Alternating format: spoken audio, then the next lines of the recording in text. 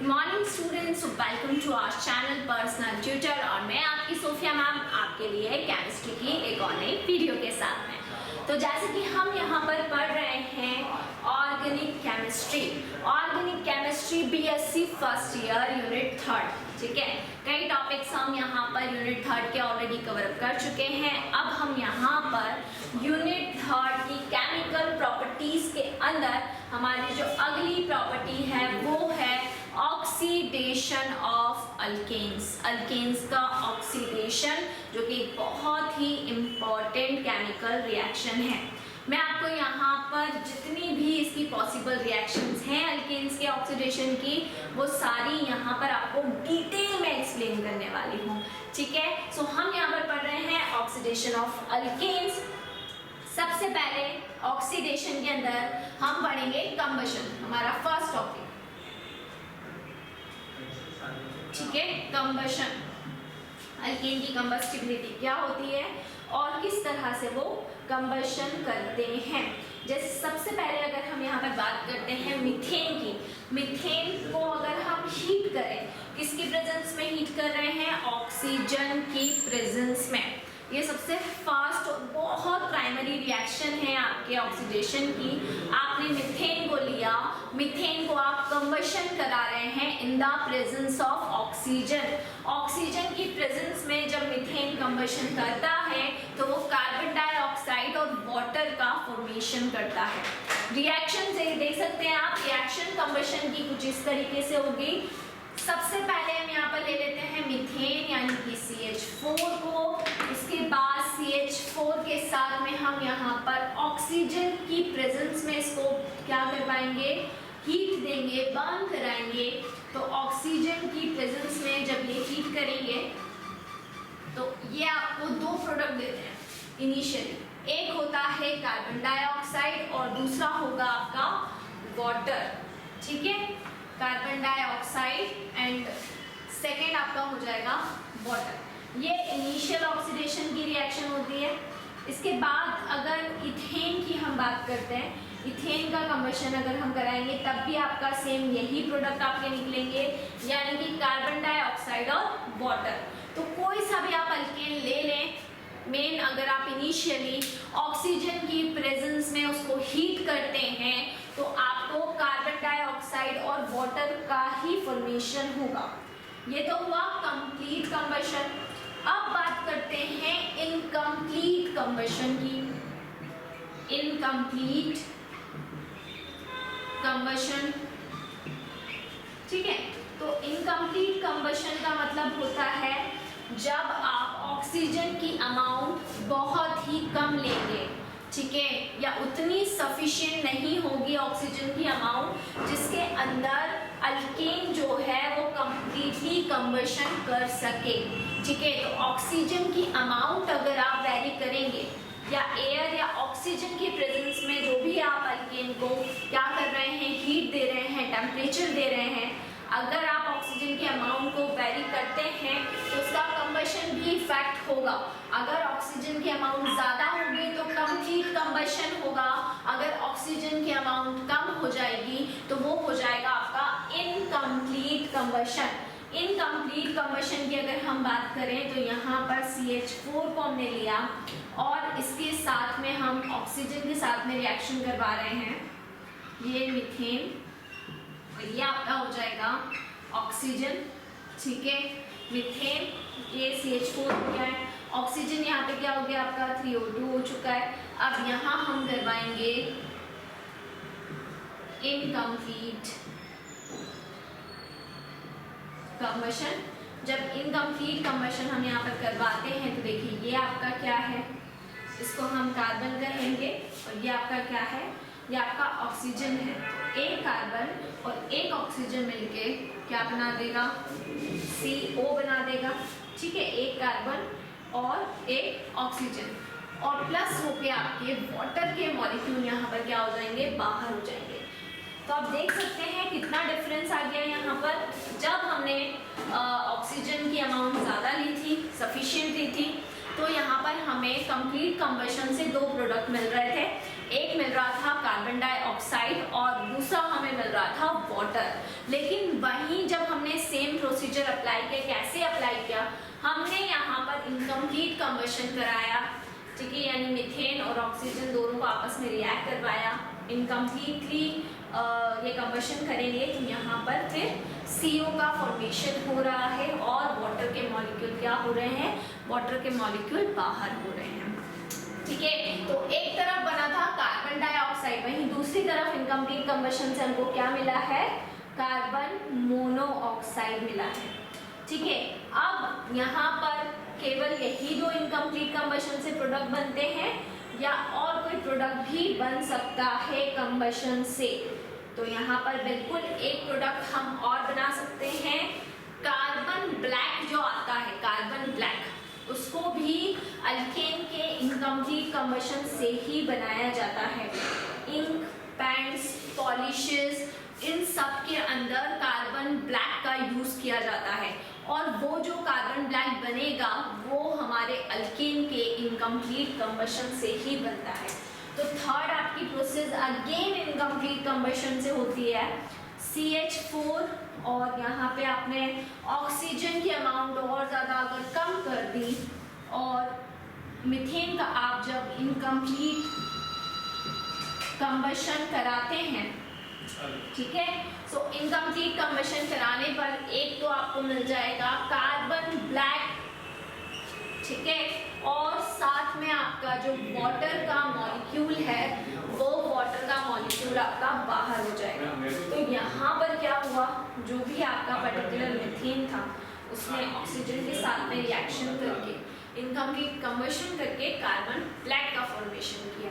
हो कंबशन ही रहा है, लेकिन आप देख सकते हैं कि हमारे 3 अलग अलग डिफरेंट प्रोडक्ट का फॉर्मेशन हो रहा है। जैसे फर्स्ट वाली प्रोसीजर में हमारा कार्बन डाइऑक्साइड एंड वाटर हमको मिल गया, सेकेंड वाली प्रोसीजर में क्या हुआ, इनकम्प्लीट कंबशन जब हमने किया तो कार्बन मोनोऑक्साइड और वाटर मिल गया, और थर्ड के अंदर हमारा कार्बन ब्लैक एंड वाटर का फॉर्मेशन हो गया। तो ये तीनों प्रोसीजर केवल ऑक्सीजन की अमाउंट को वेरी करने पे हमको मिल रही है। सेकेंड जो कैटेगरी आती है, ये तो तीनों कैटेगरी मैंने आपको कंबशन की पढ़ाई। अब सेकेंड कैटेगरी में हम पढ़ लेते हैं कंट्रोल्ड ऑक्सीडेशन ऑफ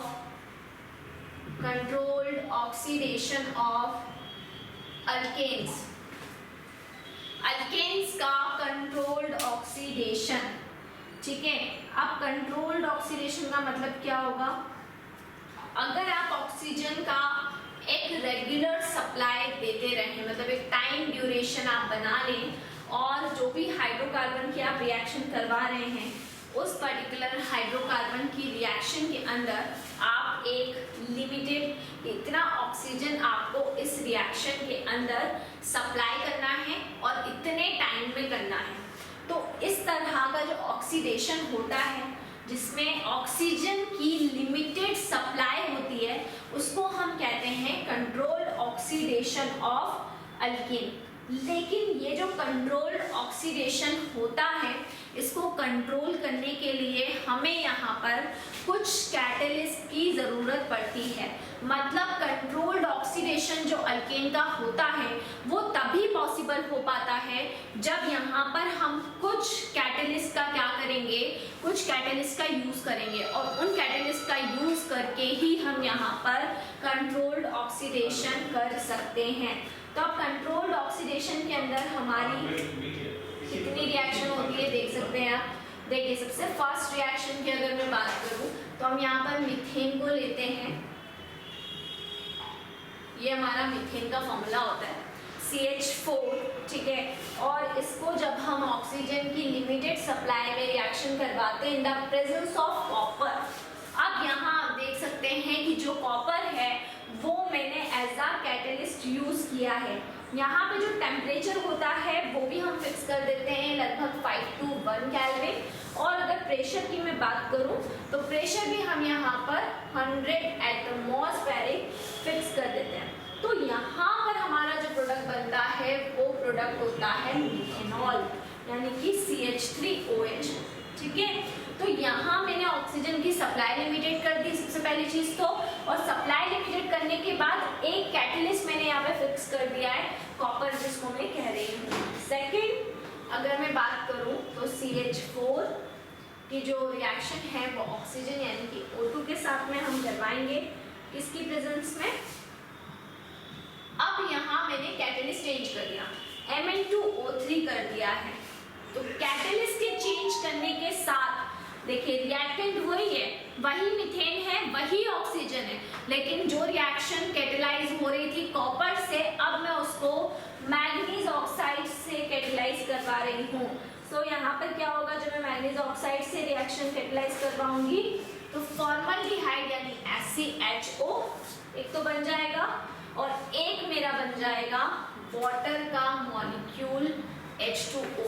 तो आप देख सकते हैं कि कंट्रोल्ड ऑक्सीडेशन में भी कितना फर्क आ गया, केवल एक कैटेलिस्ट को मैंने चेंज किया और उससे दोनों के प्रोडक्ट चेंज हो गए। एक में मुझे अल्कोहल मिला और सेकेंड वाले में क्या मिल गया, सेकेंड वाले में मेरा फॉर्मल्डिहाइड यहाँ पर बन गया है। ठीक है, तो ये दो रिएक्शन आपकी हुई किसकी, कंट्रोल्ड ऑक्सीडेशन की। अब थर्ड अगर हम बात करें, तीसरा, तो हम यहाँ पर इथेन ले लेते हैं CH3CH3। ठीक है, और इसकी रिएक्शन अगेन हम ऑक्सीडेशन इसका हम करवाएंगे, वही आपका ऑक्सीडेशन। अब यहाँ पे मैं कैटेलिस्ट वापस से चेंज कर देती हूँ, CH3COO का whole twice Mn, manganese acetate, ये हमारा यहाँ पर कैटेलिस्ट हो गया है। तो देखिए यहाँ पे बन जाएगा आपका carboxylic acid 2CH3COOH। Acetic acid का फॉर्मेशन हुआ, साथ में क्या निकल गया है, वाटर का मॉलिक्यूल यानी कि H2O यहाँ पर क्या हो गया है, बाहर हो गया है। तो एक तो बन गया है CH3COOH जिसको मैं कह रही हूँ एसिटिक एसिड, और साथ में जो मेरा वाटर का मॉलिक्यूल है यानी कि H2O वो बाहर हो। तो अब यहाँ पर भी आप देख सकते हैं कि पूरा ऑक्सीडेशन का जो प्रोसीजर था वो किसके ऊपर डिपेंड कर रहा है, कैटेलिस्ट के ऊपर डिपेंड कर रहा है। कॉपर की केस में अल्कोहल मिला, मैंगनीज ऑक्साइड की केस में फॉर्मल्डिहाइड, मैंगनीज एसिटेट की केस में एसिटिक एसिड।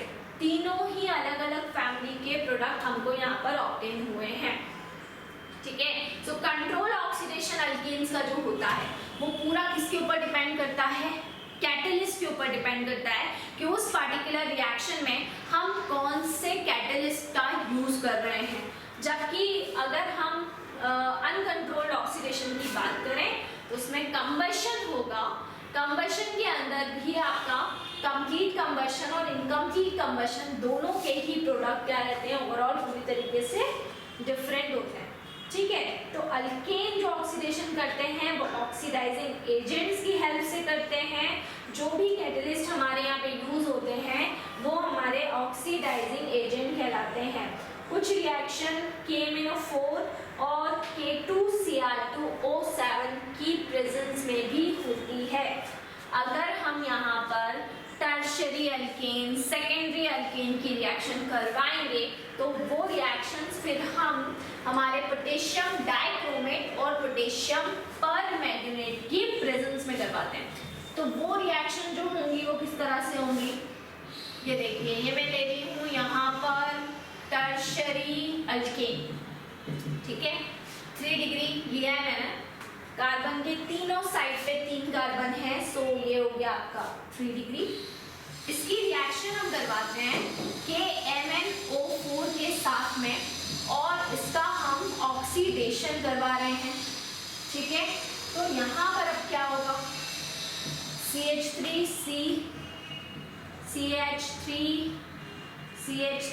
और ये हो जाएगा मेरा OH। ठीक है, तो यहाँ पर जैसे मैंने ऑक्सीडेशन करवाया पोटेशियम परमैंगनेट, आप चाहें तो यहाँ पर पोटेशियम डाइक्रोमेट भी ले सकते थे। तो यहाँ पर जब ऑक्सीडेशन करवाया तो सीधे सीधे बस इसके अंदर इस हाइड्रोजन के साथ में एक ऑक्सीजन जो था वो जाकर अटैच हो गया और उसने हमारा टर्शरी अल्कोहल यहाँ पर फॉर्म कर दिया। ठीक है, तो ये हमारा हुआ ऑक्सीडेशन वाला प्रोसेस पूरा कंप्लीट। नेक्स्ट वीडियो के अंदर मैं आपको और कुछ टॉपिक्स करवाने वाली हूँ, सो इसी तरह से जुड़े रहिए हमारे साथ में, वीडियोस को लाइक करते रहिए और चैनल को सब्सक्राइब करना ना भूलें। Thank you so much.